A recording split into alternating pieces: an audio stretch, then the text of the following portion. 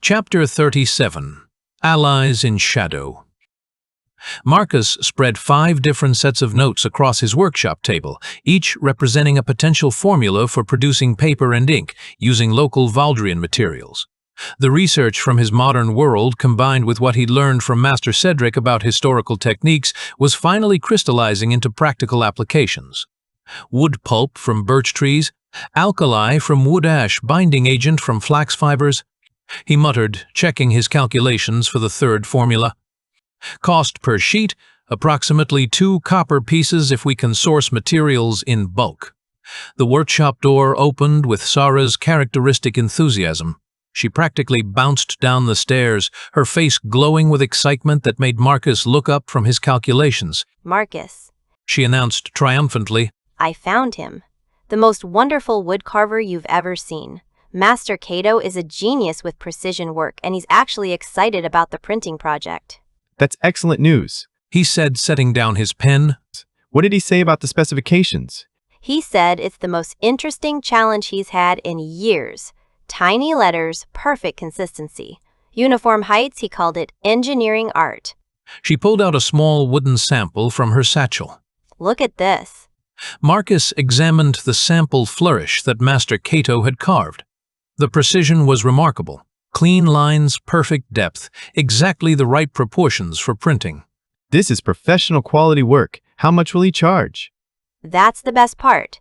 He's so interested in the project that he's willing to work for standard rates initially with bonus payments if the printing business succeeds.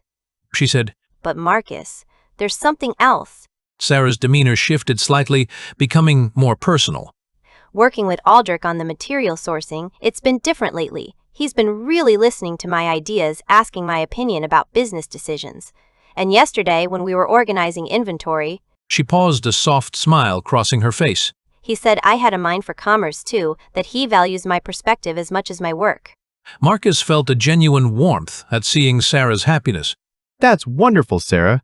Aldrich's lucky to have someone who cares about the business as much as you do. "He's starting to see me as more than just help around the shop." She continued, her voice carrying hope and uncertainty. "As a woman with ideas and capabilities, it's what I've been hoping for." You deserve that recognition, he said sincerely. Your contributions have been essential to everything we've accomplished. Sarah reached into her satchel again and pulled out several sheets of parchment covered with detailed sketches. "Speaking of contributions, I've been thinking about the printing machine design. Look at these." Marcus studied Sarah's drawings with growing amazement. The sketches showed modifications to his basic printing press design mechanisms for faster type changes, improved pressure distribution, even ideas for multiple-page printing. The concepts were sophisticated and clearly thought out. Sarah, these are brilliant, he said, genuinely impressed. This mechanism for adjusting letter spacing would cut our setup time in half. And this idea for modular type arrangements. This is how innovation works, seeing problems and thinking creatively about solutions. He looked at her with new respect. Sarah, what's your education situation? How much formal learning have you had? "Basic reading and writing, some arithmetic. Maybe 100 flourishes of formal script, but nothing fancy." She shrugged as if this was expected. "My family couldn't afford proper education." Marcus felt a familiar surge of determination.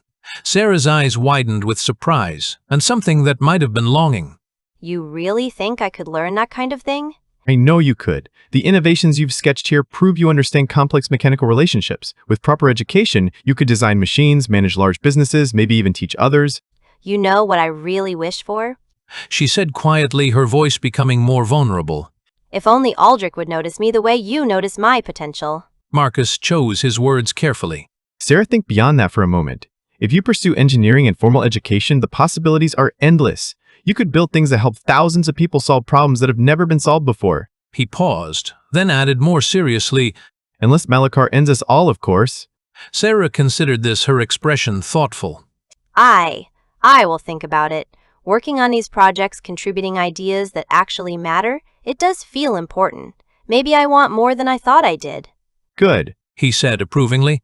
Then he leaned closer and lowered his voice. Sarah, I can supply you with information and theoretical knowledge beyond what any soul in this world has access to, things that most people wouldn't see even in their dreams. "What do you mean?" She looked puzzled but intrigued. Marcus handed her the morning's ingredient formulas he'd been working on. Start with these practical applications. I think you'll need Aldrich's expertise for sourcing. Take these to him, head to the market together, find the cheapest versions of everything on the list. Let him handle the haggling. After Sarah left with her new mission, Marcus was preparing to head to the dining hall for lunch when he noticed a commotion outside. Through the workshop's small window, he could see a large group of people entering and leaving Master Timon's chambers. The group was substantial, at least a dozen figures in military and academy robes suggesting some kind of important meeting. Leading the group was Sister Cora, her military bearing unmistakable even from a distance. As Marcus watched, the group began to disperse with Cora heading in the general direction of his workshop. Marcus quickly climbed the stairs and intercepted Cora in the academy corridor. Sister Cora, he called quietly. 1 minute, please. Cora gestured to her group to continue ahead, then turned to Marcus with professional courtesy. How can I help you, young inventor? I noticed a lot of people coming and going from Master Timon's chambers. Is the Master all right? Given that you're a divine healer, I thought... Master Timon's health is stable given his age. The meeting wasn't about his personal condition. What was it about, if you don't mind me asking? I'm afraid it's not a topic I can discuss with civilians, even though you're placed in a special position here at the Academy. Marcus took a calculated risk. Is this about the vanishing caravans with their cargo? Cora's professional composure slipped for just a moment, revealing surprise and concern. I can't discuss these matters with you. Please ask Master Timon if you need information. Before Marcus could respond, Cora had rejoined her group and continued down the corridor, leaving Marcus with confirmation that his guess had been accurate. Marcus made his way to Master Timon's chambers, his mind racing with implications. If caravans were disappearing, it meant supply lines were being disrupted. If Sister Cora couldn't discuss it with civilians, it meant the situation was serious enough for military secrecy. He knocked gently on Master Timon's door and waited for permission to enter. Master, may I have a moment, please? He called through the door. I'm quite tired, Marcus of Millhaven. Can this wait until another time? Master Timon's voice sounded strained, older than usual. It can and it cannot. I'm not sure. I think it's about the missing caravans. There was a long pause, then the sound of movement within the chambers. Get in. Shut the door. Marcus entered to find Master Timon looking every bit of his reputed 190 years. The ancient wizard's face was drawn with exhaustion, and his usually bright eyes seemed dimmed by worry. How do you know about the caravans? He asked without preamble. I heard about it from Sarah a couple of days ago when we were working at Aldrich's shop. She mentioned they were carrying black rocks and green metals. Is that correct? Master Timon nodded slowly. This is not something that should be concerning a young innovator. We lost several good members of our community and were conducting a separate investigation since Lord Varric terminated the official inquiry. Marcus felt a chill at the mention of Lord Varric, but pressed on. Master, I couldn't make any connections back then, but... He walked behind Master Timon's desk and pointed to a small black stone used as a paperweight. What is this? Is this what was stolen? Indeed it is. A very unique, very rare material until recently discovered. It's called tegnum. Its magical capabilities remain largely mysterious, and there was so little available until recent discoveries that it couldn't be properly tested. It has the strange property of adhering strongly to iron, but only iron. Marcus stared at the black stone, his mind racing. They stole copper and magnets from our caravans then. He said, the implications hitting him like a physical blow. No way. They can't. Master Timon leaned forward with concern. What is it, Marcus of Millhaven? You look as though you've seen a specter. Using magnets and copper together, they can create specific devices. Very, very important devices that have no immediate use here in Valdris. But... His voice trailed off as the full implications became clear. What do you mean? What devices? Marcus looked around carefully, ensuring the door was shut and no one else was within hearing. Master, what I'm about to tell you... He stopped, took a deep breath, and made a decision that would change everything. No one else knows this except a childhood therapist who didn't believe me anyway. He paused, gathering courage for what he was about to reveal. Master, I am from another world. Well, not exactly. I'm also from here. But I have another name, another family, another life in a place called Chicago, Illinois. Master Timon's expression didn't change, which somehow made the revelation even more difficult to continue. My name there is Marcus Chen, and every time I sleep here, I wake up there. Every time I sleep there, I wake up here. I've been living two lives simultaneously. Marcus explained the process of world switching, the parallel existence, the constant struggle to maintain both identities. Throughout his explanation, Master Timon listened with the patience of someone accustomed to hearing impossible things. In my other world, magic doesn't exist, but technology is far beyond anything in Valdris. Almost everything there works with something called electricity, which I can explain once I research it more thoroughly, but the key production method for electricity involves magnets and copper. Even if I understand your words correctly, the material you keep calling magnets doesn't attract or repel copper. It doesn't have to. He replied urgently, his breathing becoming rapid as the implications overwhelmed him. Our scientists discovered that magnetic fields can manipulate the electrical properties of copper. I'm not completely certain of the exact mechanisms I'll need to research it more, but master, my innovations aren't really mine at all. I'm just bringing knowledge from the other world, and apparently whoever is stealing these materials is doing the same thing, but much more advanced than anything I've attempted.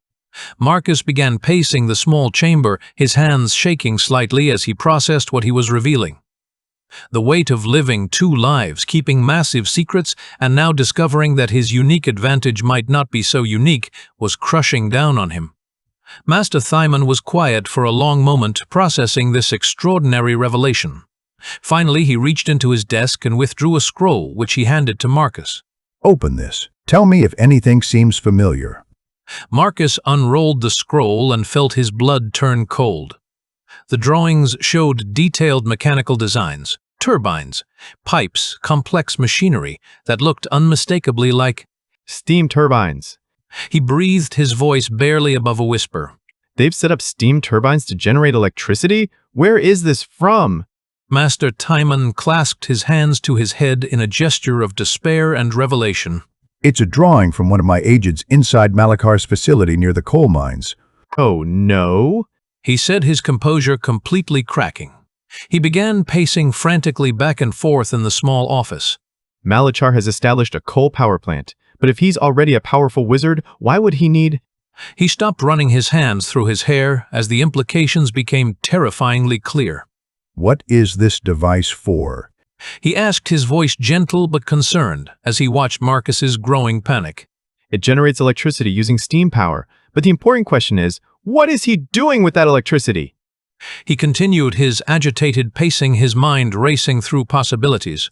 In my world, electricity powers everything. Lights, communication, manufacturing, weapons. Marcus, please sit down.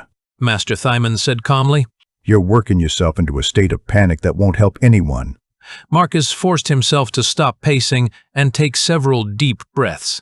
There's no way they can use it for anything immediately dangerous, he said, trying to convince himself as much as Master Timon.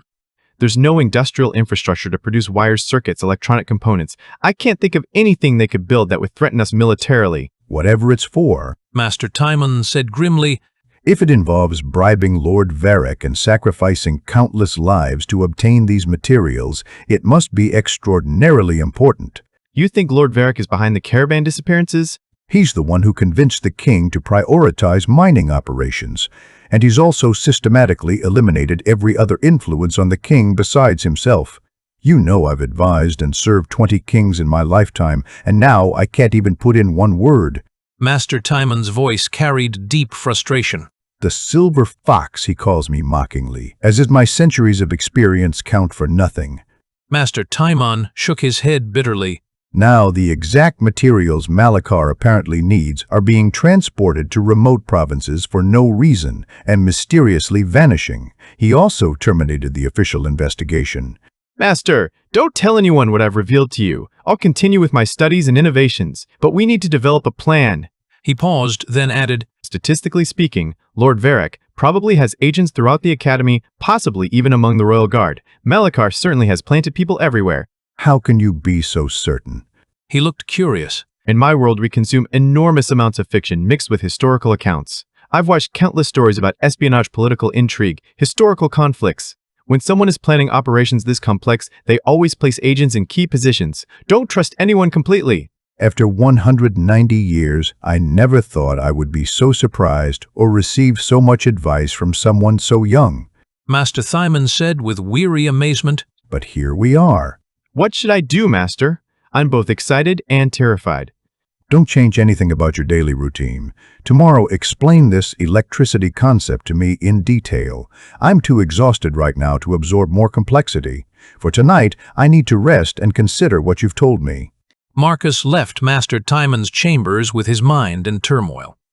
The conversation had changed everything. His secret was revealed, the threat was more serious than anyone had realized, and the enemy was apparently using knowledge from his modern world for unknown but certainly dangerous purposes. Returning to his workshop, Marcus tried to focus on his immediate projects, but concentration proved impossible. The printing press designs, the soap formulations, the paper-making innovations. All of it seemed trivial compared to the revelation that Malachar was building electrical infrastructure for purposes Marcus couldn't yet fathom. As evening approached, Marcus realized he would need to research electricity more thoroughly than ever before, not just for his own innovations, but to understand what the enemy might be planning with the stolen materials. Tomorrow would bring new challenges, new questions, and possibly new revelations about the scope of the threat they faced. For tonight, Marcus could only hope that his decision to trust Master Timon with his secret had been the right one.